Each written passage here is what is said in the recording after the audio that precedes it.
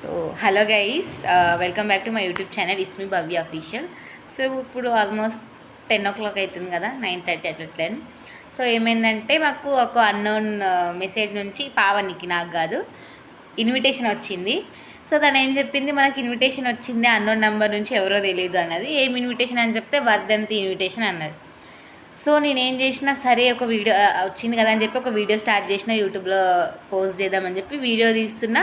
So వర్ధంత్ అంట ఇట్లా వచ్చిందని సింపుల్ చెప్తున్నాను అనమాట. సో ఆమెను చూపిద్దామని చెప్పేసి పావన్కి ఫోన్ తీసుకురా నా దగ్గరికి క్లోజ్గా అంటే తెచ్చింది. సో నేను ఫోటో చూడంగానే చూస్తే షాక్ అయిపోయినా. ఏం తెలుసా, తను కంప్లీట్గా ఏం చెప్పింది నాకు, వర్ధంతి అన్నది. చూసేది బర్త్డే, 18th బర్త్డే అనమాట. సో అమ్మో, వీళ్ళు చూసి వేసుకుంటారు వాళ్ళు ఎవరైనా. ఒక వీడియో ఓకే వ్యూస్ అంత వస్తాయి అని నేను అనుకోవట్లేదు.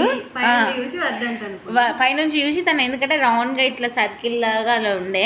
సో మేము వర్ధంతి అనుకుంది. నేను చూసేసరికి షాక్ అయినా.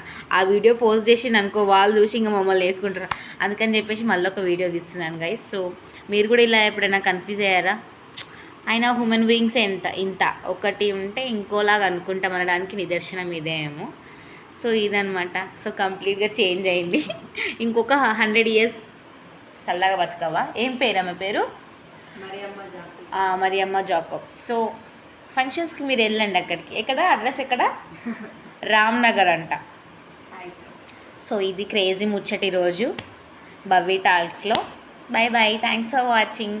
సో ఆ అమ్మాయి ఎవరో చూస్తారా? కంప్లీట్గా బర్త్డేని వర్ధంతి చేసింది. చూపిస్తాను చూడండి.